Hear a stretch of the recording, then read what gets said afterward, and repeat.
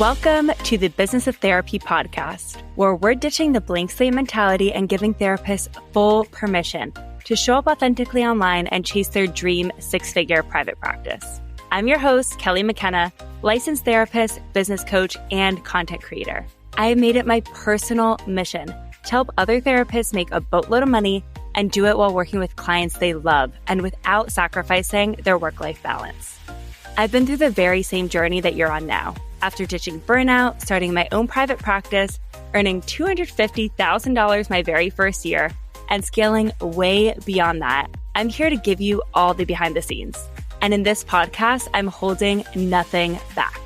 You'll hear all the specific strategies, wins, failures, and lessons learned to help you build your very own six-figure private practice and see that the business of therapy can truly be a lucrative one. Let's do this.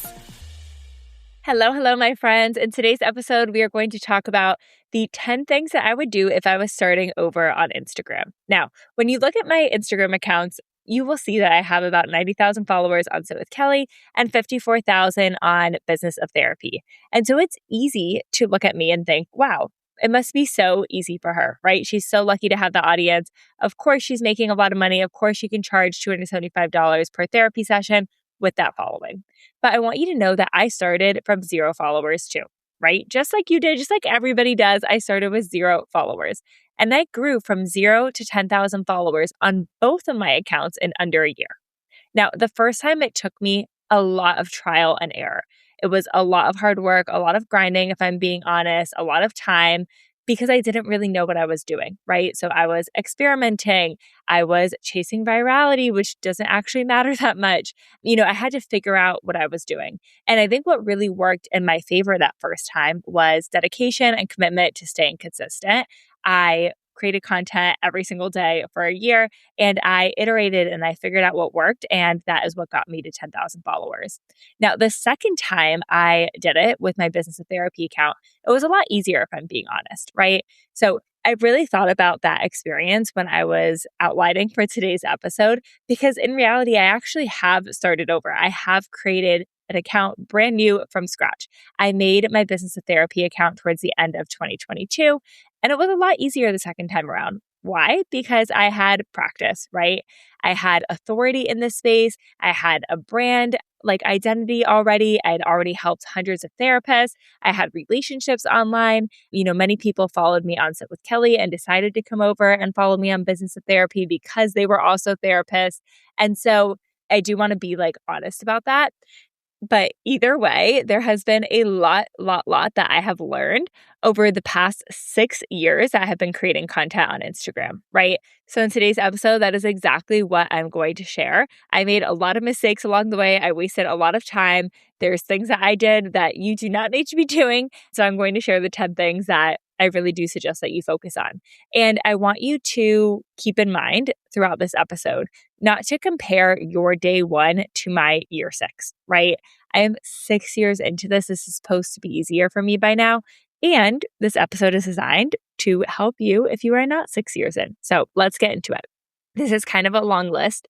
I have 10 things that I'm going to share here. And yes, they will take you time, right? If you're doing everything on this list, your marketing will probably take you about 5 to 10 hours a week. And that is a lot of time, right? I want to be straightforward with that. And it is 100% worth it, in my opinion, right? My first year, there were times where I felt overwhelmed often because it was brand new to me. I didn't know how to market myself. It was really scary showing up on Instagram. And I was building my Instagram while I was working a full-time job in nonprofit management, right? And while I was seeing 10 insurance clients at a group practice. And so I didn't really have the extra 5 to 10 hours a week to be pouring into Instagram.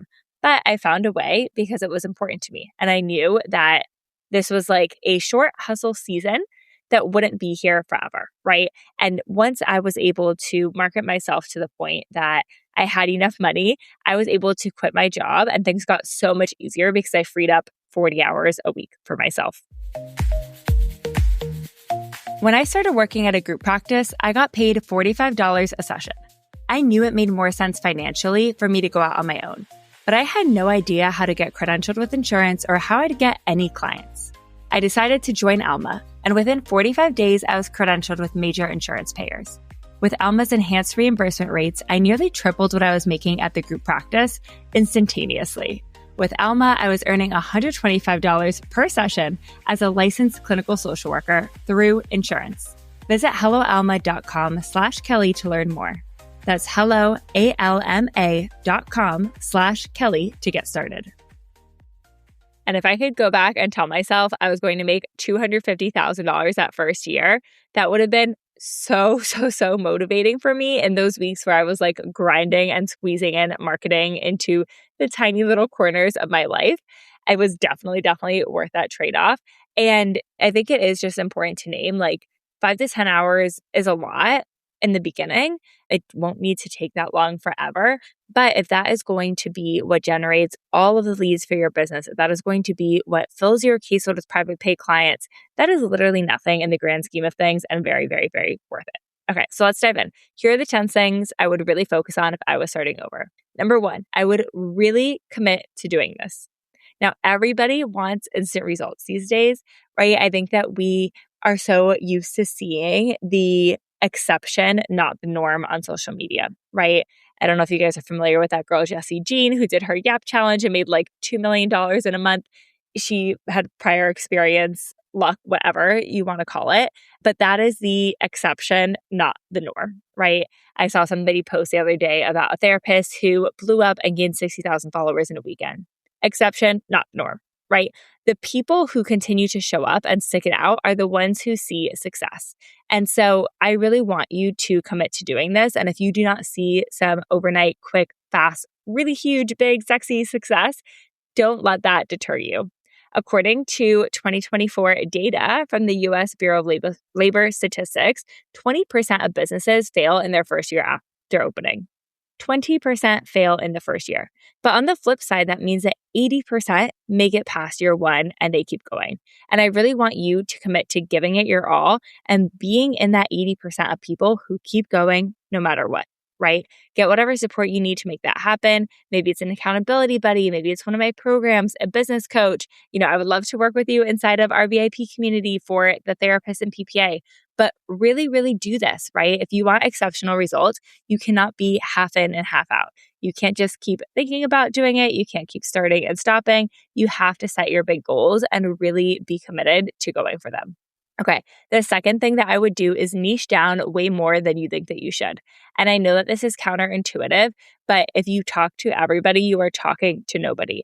Your content is not going to hit. It is not going to land. It's not going to resonate, right?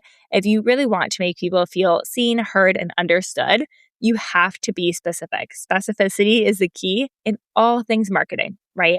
This episode is specifically talking about Instagram, but being specific is really important in your Psychology Today profile, in your website, when you network too, right? You really want to position yourself as a specialist because people don't pay top dollar to work with a generalist. Now, you can always change your mind later. I started off niching with perfectionism and I hated it. So then I moved into anxious millennial woman. Now I'm a mom and my Instagram page has greatly shifted towards like motherhood content. You are allowed to change your mind. You are allowed to even like unniche a little bit once you've filled your caseload. But when you are really like trying to get clients, you need to be very niche specific. We also want to be niche in our location, right? So make sure that your name field has the state or states that you're licensed in or the city that you work in. If you see clients in person, make sure to include that information in all of your captions and your Instagram bio, right? Help people to understand where you're located, to build that niche audience specific to your location, because that's going to be what helps fill your caseload as well. And by listing that out explicitly, it's going to make it easier for people to know that you are for them and also for Instagram to connect you with the right local audience. Okay, the third thing I would do is post in your feed every day for at least 90 days. If you can do 6 months or a year, even better. I personally posted every single day for a year on my Sit with Kelly account, and that I think played like a huge part in my success. Now, I know that that is a big time commitment and some of you that might just like not be feasible, which is okay.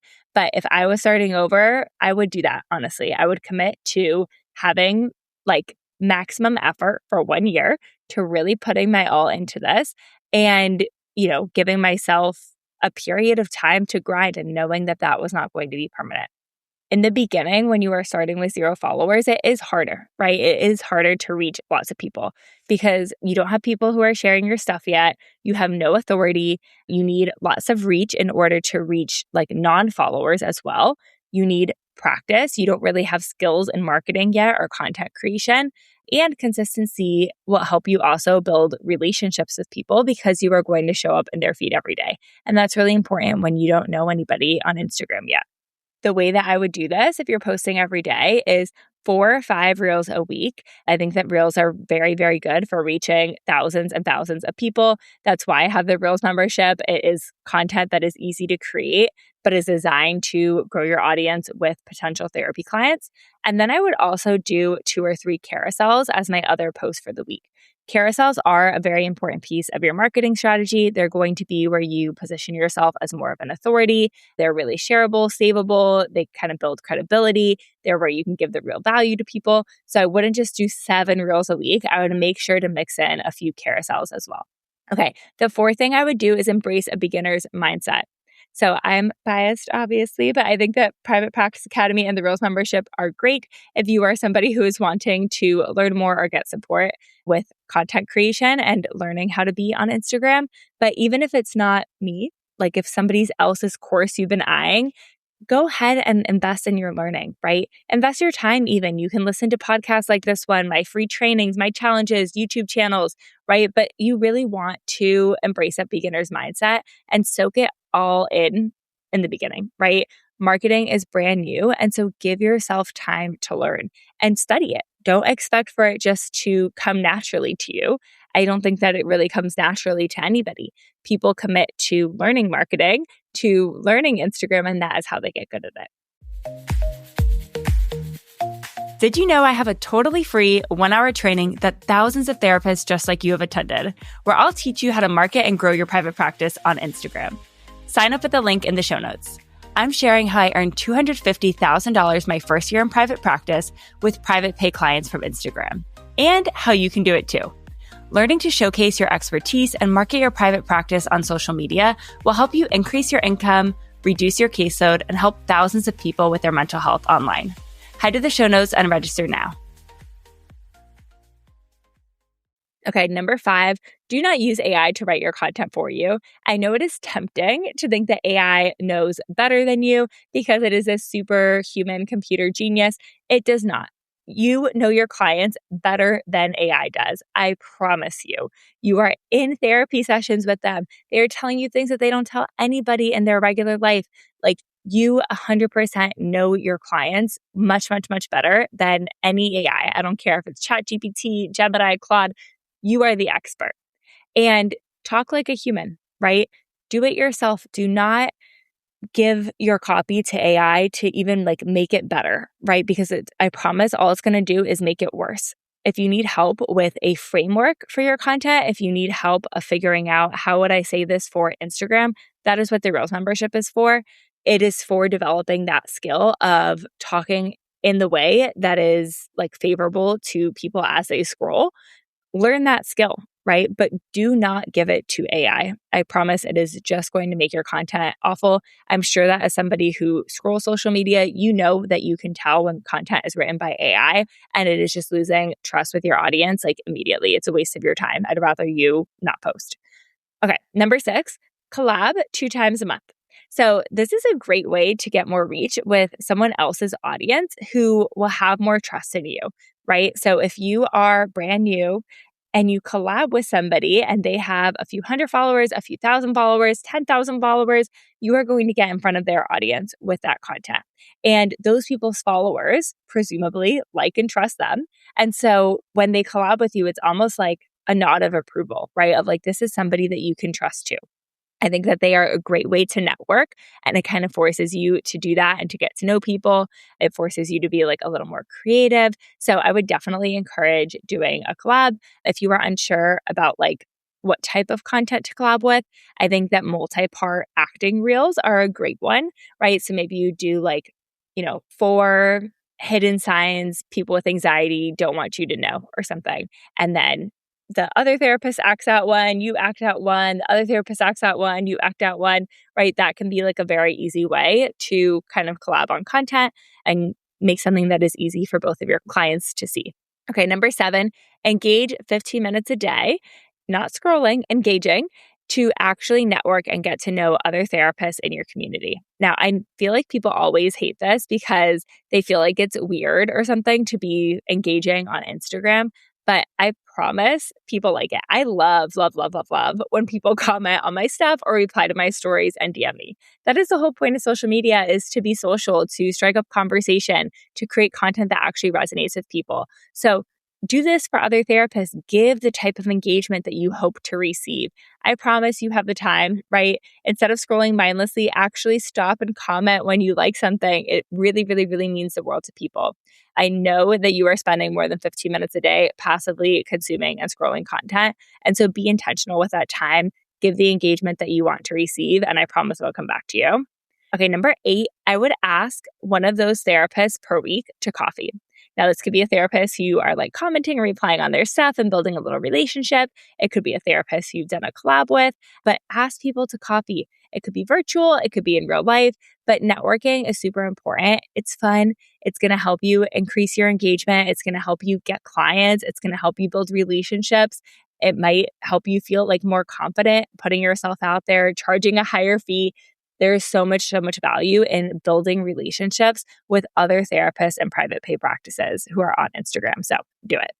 Number 9, I would make sure to set up an intro call scheduler. This is key for converting followers into actual clients.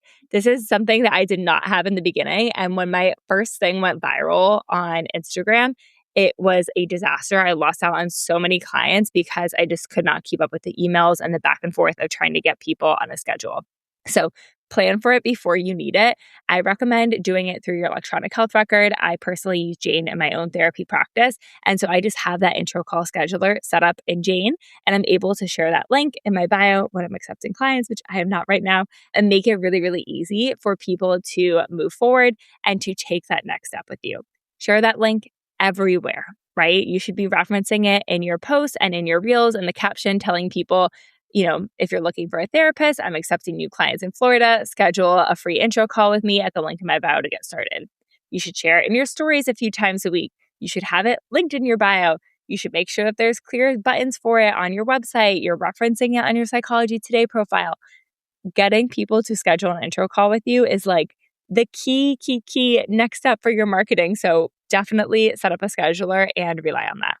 All right, the 10th and last thing that I would do is run ads. Now, I personally have actually never ran ads on my Sit with Kelly page. It's not something that I did to fill my own caseload, but I had a therapist I worked with and coached who wanted to try ads, and we experimented with them together, and she had absolutely crazy success. She had a brand new Instagram page and got 14 private pay clients from an Instagram ad in 2 months. And she had like less than 1,000 followers and spent $150 a month on ads. It was incredible.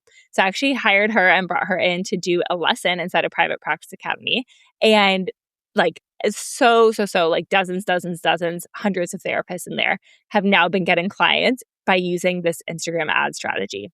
It is a great way to get more intro calls when you are first starting. It is going to help you grow a more local audience and really just accelerate your success. Now, these ads are not going to stand alone, do everything for your marketing. The reason why they work so well for the therapists in PPA is because they are amplifying the rest of their marketing strategy, right? So it is speeding up the results that would have already happened. If the rest of your Instagram isn't working, if it's not set up correctly, if you're not creating the right content, like the ads aren't going to do anything for you. So I do think that is an important caveat, but I would definitely learn how to and run ads if I was starting over, because I think it just makes things go so much faster. Okay, so to wrap up, I want you to stop following all the people that make you think that you're doing something wrong if you do not have instant, easy success. Building a business is hard work. That does not mean that you are doing something wrong if you are having to work hard and put an intentional effort into it. And at the same time, I promise it is so worth it, and it is going to get easier and easier every single month that you are in business. Because if you are learning, if you are adjusting, if you are getting the right support, you are going to get more skilled at marketing, and you're going to have more practice. You're going to have put in more reps, and it's just going to become easier and faster for you. I would love to hear what your big goals are for Instagram. Where do you want to be by the time that 2026 is wrapping up? DM me on Instagram at Business of Therapy and let me know. I want you to claim that goal and really commit to it. When you do these 10 things, anything is possible. I will talk to you all soon. Goodbye.